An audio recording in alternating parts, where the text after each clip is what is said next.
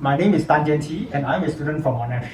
I'm currently in my first year studying for the Bachelor of Business and Commerce. Today I'll be having an interview with Caris, who works as a manager. We are going to discuss the various aspects of leadership, such as the management traits, behavioral theories, and leadership styles. And also to answer the age-old question, do you think leaders are born or made? Firstly, Caris, can you give us a short introduction of yourself, such as which company you are from, your age, your current job, and your managerial roles from your company?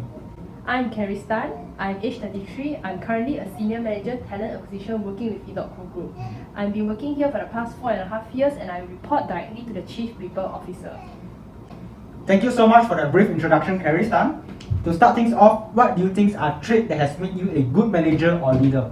I'm driven, hardworking, and reliable. I'm driven, I'm ambitious, I'm clear of my goals, and I work hard to achieve it.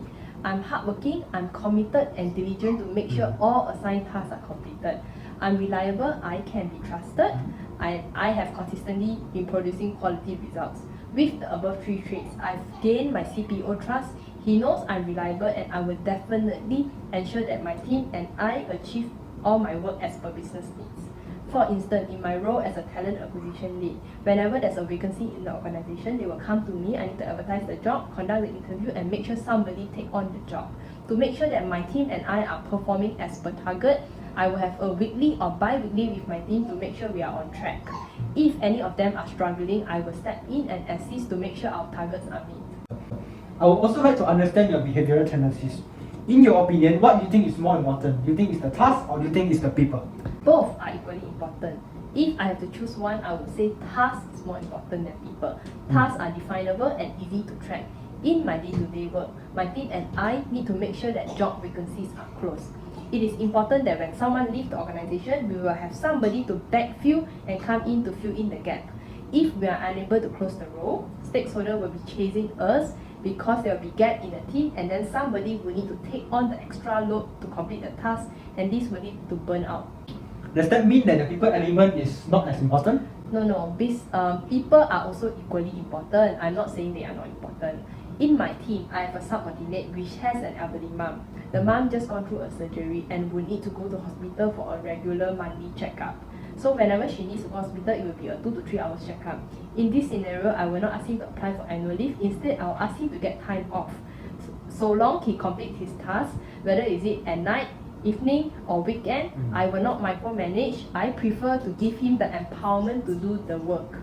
In this scenario, as much as tasks are important, I care about my people and I will give him the flexibility of working from home. Sounds like they are both very important, but managers usually have preferences between these two depending on their personal style.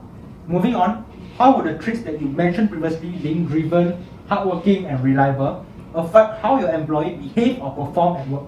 My employees are fully aware that I'm driven, hardworking, and reliable, and they know I have the same expectation on them to behave the same.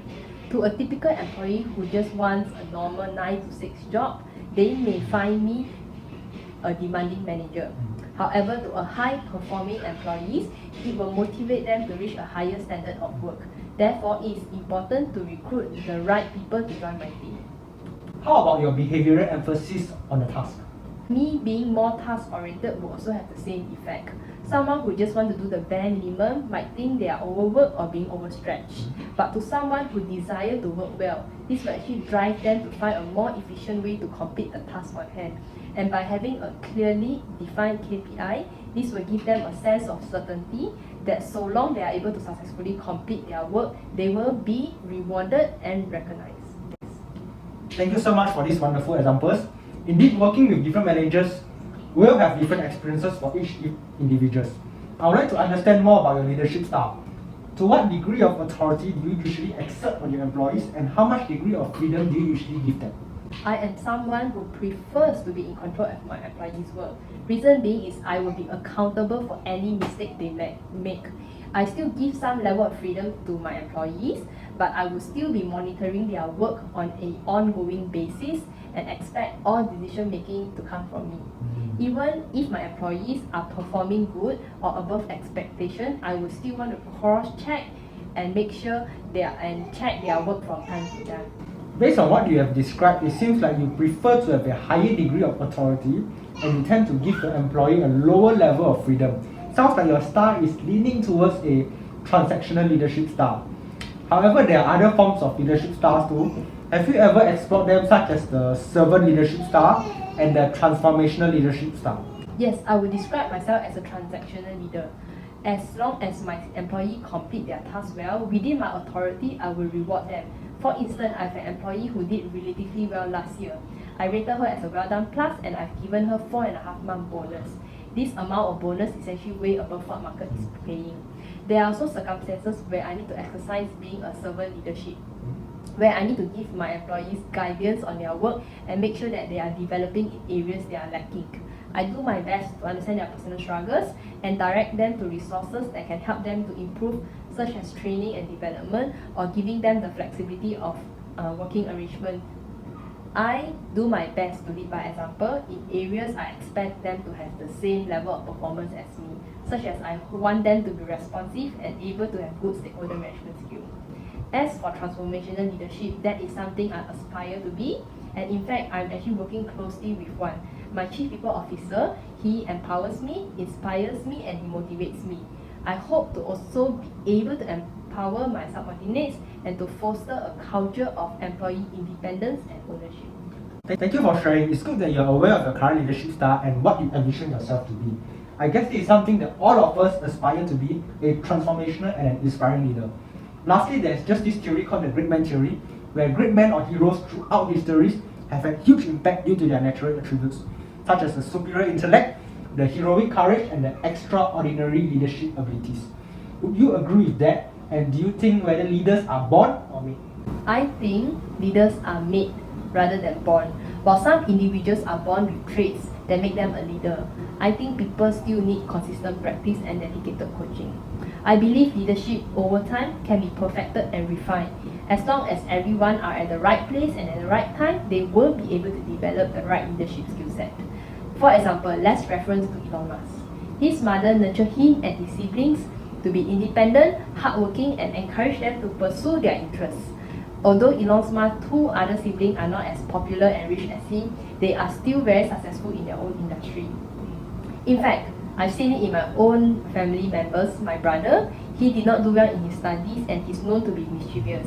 Because my parents and siblings have been very supportive and continually nurturing him throughout the years, he is able to develop good leadership skills, surpassing our expectations. And today, he is a good leader and a good speaker. Based on what I know about Elon Musk's upbringing and my personal family experience, I believe leaders are made, not born. Thank you so much for your time, Carrie Stan. Indeed, I've learned a great deal today. Lastly, regarding my personal view and my self-evaluation, I too agree with Carrie Stan and I believe that leaders are made and they are not born. This is due to my personal experience. Although I was born with a few unique traits such as confidence, I am determined and hardworking. This is due to my family upbringing and a very supportive family environment who has always motivated me. It has refined and perfected me. I have a clear direction of what I hope to achieve and I work hard to achieve them. I put in everything that I can to achieve my goals. Similarly, I've gained the trust of my leaders who rely on me to ensure that everything is done with the best result. For example, in my role as a youth sport coordinator in church, I oversee the entire sport event and ensure that no injuries occur. I guide my team and step in whenever they need help. Regarding my favorite leadership style, I will tend to adopt a transactional leadership style. Reason being, I am fully responsible if any accidents occur. But I aspire to be a transformational leader, whereby I can focus on motivating and empowering my team members instead. I dream of guiding them to have the attitude that I have. To sum things up, while I believe that I'm born with some unique traits, my leadership journey has been largely attributed to the environment that I grew up in. For my evaluation on Carrie Stan, my manager traits and behavior, I have found out that she is a highly driven, hardworking and reliable person. She consistently meets all her targets and goals given by her leader. She ensures that her team delivers the best result. Although she believes that tasks are more important than the people, she still recognizes the importance of the people. Her diligence has motivated high-performing and hardworking employees, although it can be demanding for the others.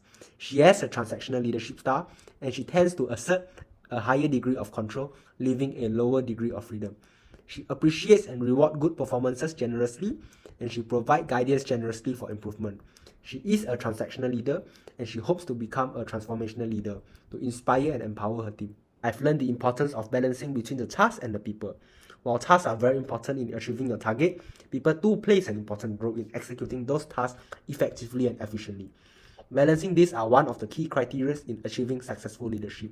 And I have learned that my trait as a leader, such as being determined, confident, and hardworking, influence how my team behaves and performs. I learned that I may need to be a little bit more merciful, gracious, and understanding to prevent others from finding it demanding. Lastly, thank you so much for watching my video.